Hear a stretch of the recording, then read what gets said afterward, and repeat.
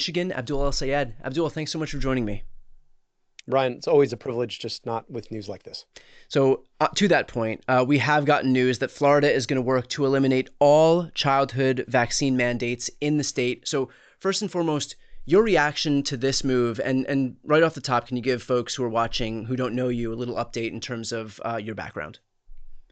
Yeah, so Brian, I'm a physician epidemiologist. I rebuilt Detroit's health department as health commissioner, most recently served Wayne County's Department of Health, Human and Veteran Services and its 1.8 million people, leading public health for communities across our state. And as a former health director, here's the thing I want everybody to understand. But, I could come at you as a public health doctor, but really just as a dad. When kids are born, their immune systems are not fully developed. And we can't even immunize them for these diseases that we protect folks from via vaccines, things like measles or mumps or rubella or polio, until they've matured to a certain level.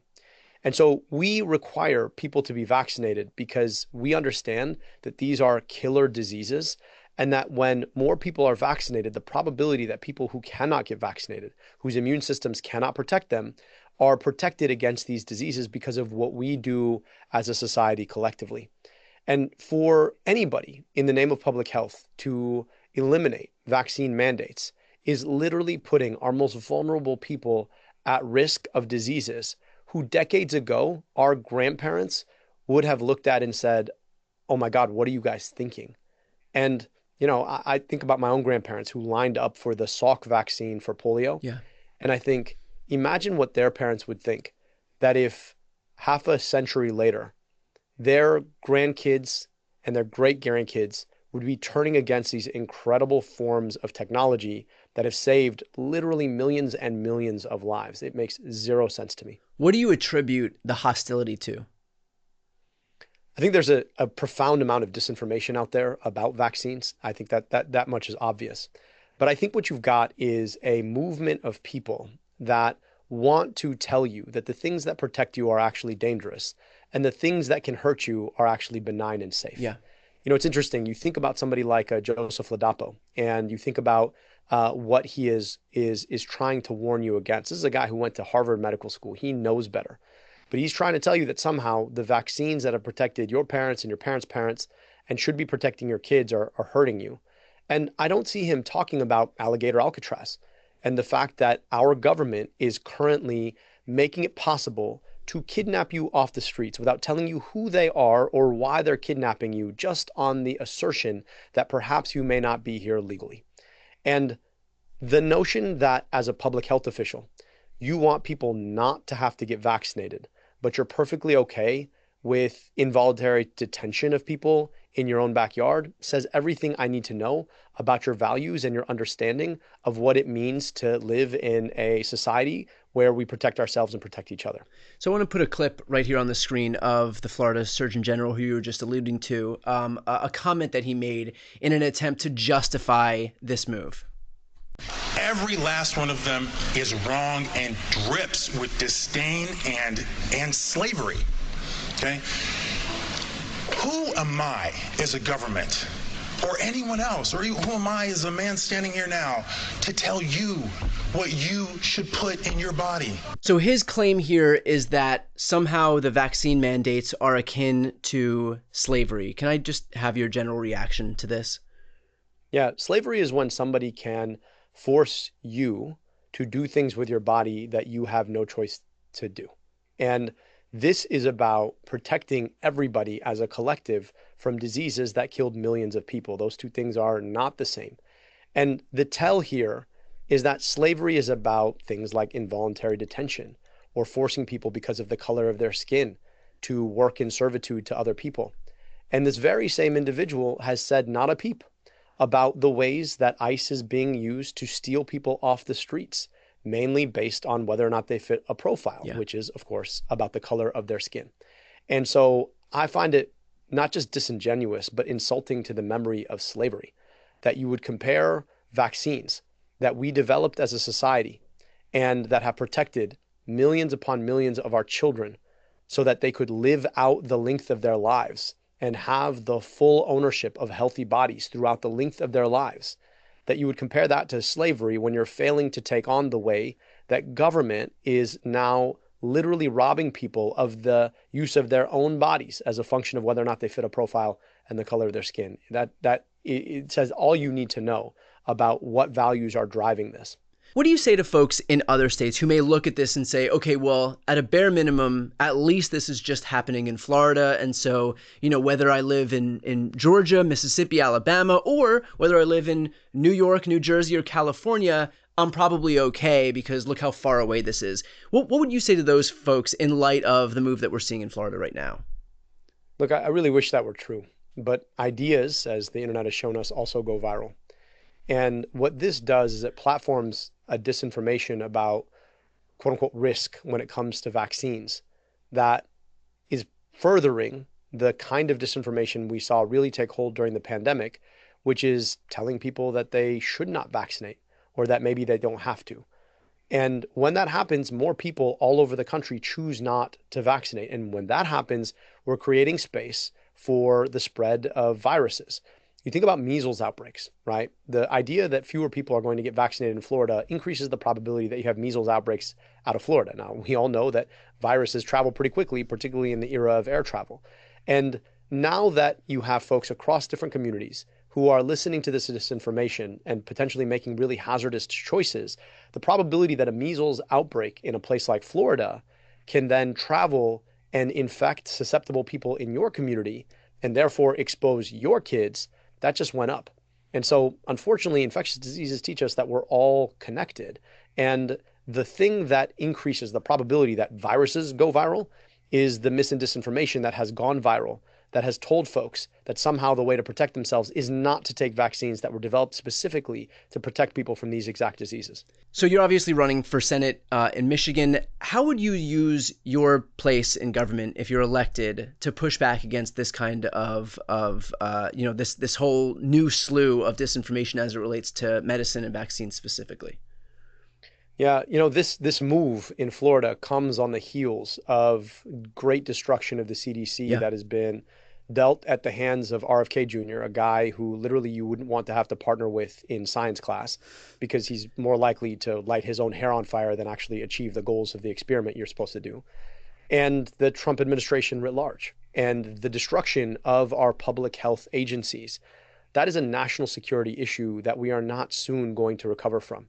And so as a U.S. Senator, as the only U.S. Senator who would be a physician epidemiologist who's served as the health commissioner in a local community, I recognize that A, we have to hold RFK Jr. accountable. I can't wait to haul his ass up and A, ask him how he got a brain worm, but B, ask him why the hell he thinks it's okay to put us all in great harm by devastating the public health infrastructure that has protected us in so many ways for so long.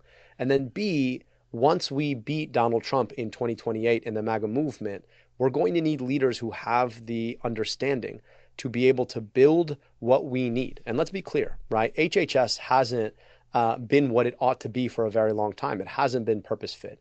The answer isn't to destroy it and to try and lead according to some brainworm ideology instead of science.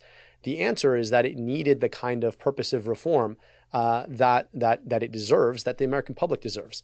And I think if there's any silver lining in this cloud, it's that we have an opportunity to build the kind of HHS, the kind of Food and Drug Administration, the kind of Centers for Disease Control and Prevention, the kind of National Institutes of Health that we as a country need for the 21st century.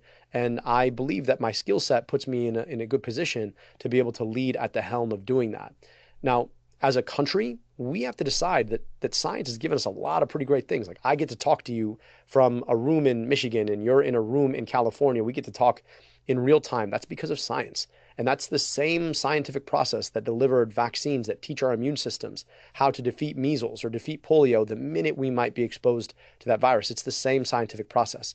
And so the other part of this here is just fundamental science literacy, right? And as someone who spent a lot of time in school, I think one of the big challenges we've had is that we have not really invested in the kind of science literacy that everybody should have as a function of graduating from high school in this country, graduating from sixth grade in this country. And clearly RFK Jr., that both missed him, but it shouldn't be missing our kids. And so investing in the kind of education children need and deserve, I think that's part and parcel of building the kind of America where we understand the value of science rather than destroy scientific institutions. You'd mentioned that if you're in the U.S. Senate, you would be the only epidemiologist in the Senate. There is another physician in the Senate, and that's Bill Cassidy. And ironically enough, he voted to confirm RFK Jr. when he had the power, had he opted not to vote for him, to prevent our health and human services sector, the CDC, and all of the other agencies beneath it, from being under the leadership of RFK Jr. And so, in light of what we're seeing right now, how do you think of this physician and senator who opted to hand over control of the entire health and human services sector over to somebody like RFK Jr.?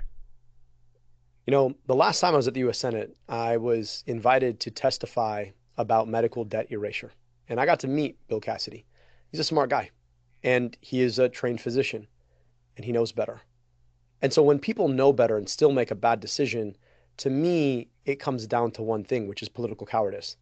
And we've seen that kind of political cowardice fully take over Republicans in both houses of Congress. But I got to wonder, right? If you're somebody who spent 4 years learning how to be a caretaker of people and an arbiter of scientific fact, how you sell that away just because you're afraid of what Donald Trump might do in your office, how you put somebody in a position of power whose ideology is inconsistent with everything you've ever learned and everything you've ever practiced, and you put them in a position to do something like destroy the incredible public health infrastructure that we have in this country. And I want to be clear, I definitely disagreed with the way that the CDC led during the COVID pandemic. I did not think that they were providing the kind of leadership to the level that I knew they could. But I also know all the other things that the CDC does and all the ways they protect us in ways we don't even see. All the folks working in the bio labs to understand the infectious diseases that could affect us. All of the folks working in emergency response to take on measles outbreaks all over the country when they happen. All of the folks in the epidemiology and intelligence service who are out there providing incredible insight to people who do public health on the ground in communities like Detroit and Wayne County, where I served. And the notion that in a once in a lifetime pandemic, right, we could have wanted more from the CDC should be a reason you invest more in the CDC and provide it with even better leadership, not a reason why you tear it down. Because guess what? It's not like the infectious diseases are back there thinking, well, we already gave them COVID, so maybe we should wait a while. Right. That's not how these things work. And so we are at risk. And I would tell you, we are far worse risk today than we were in December of 2019, right? And I think that should give us all pause. Like I said, this is a national security issue. And somebody like Bill Cassidy should have had the wherewithal to put his training, his knowledge, his understanding, and his commitment to the American people in the oath that he took over putting somebody like RFK Jr. In a position to take a wrecking ball to an agency as important as the CDC. Well, not just the oath he took as a U.S. senator, but also the Hippocratic Oath, which is to first do no harm. And putting somebody like RFK Jr. in charge of our nation's health apparatus does the exact opposite. And that's playing out very predictably as we're seeing right now. Yeah, I took the same oath. And, it's an amazing thing, right? Like, you expect a doctor to take that oath and take that oath seriously, certainly when they're seeing their patients. But almost every doctor I've ever met who's run for office, and I've met several of them by virtue of the fact that I'm a doctor who's running for office. Yeah. They see their political work as a logical extension. Yeah. We see our political work as a logical extension of the work that we do taking care of people in our communities.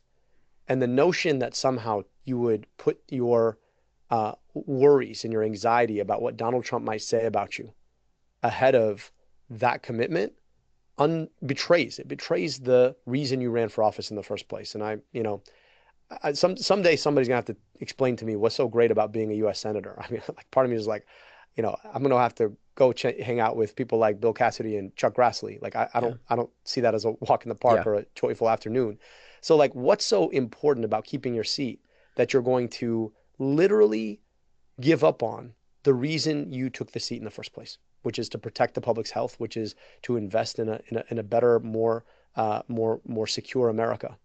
I can't understand it. Well, look, I know that I speak on behalf of everybody who's watching right now in saying, like, in a world where all of the headlines betray so much insanity as it relates to healthcare.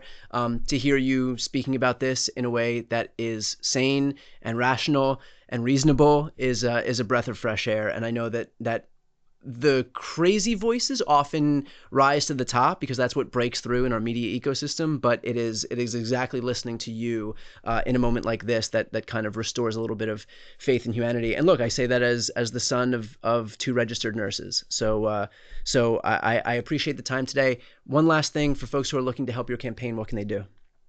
Yeah, they can go to abdulforsenate.com. And Brian, I appreciate you ending on that last note because, your parents went to work every day to take care of people, and Yeah. we owe them a debt of gratitude for the work that they do, and we owe them not to make their jobs harder and more dangerous. And I worry that that's the other side of it, is that we are making it harder to provide care when we create a world where people are more likely to get sick. And that's the reason I'm running, which is I would rather live in a world where when people get sick, they get the healthcare they need, but that we are doing the work to protect them from getting sick in the first place. And I think that's the thing that brings us to this work. And so I just really appreciate you creating a platform to have a sane and honest conversation about what this is and what the risks are. And I'm grateful always to get to join you in conversation. Well, thanks so much. Again, for those who are watching right now, if you'd like to donate, I'm going to put the link right here on the screen and also in the post description of this video. Abdul, thanks again for your time. Thank you, Brian. I appreciate you.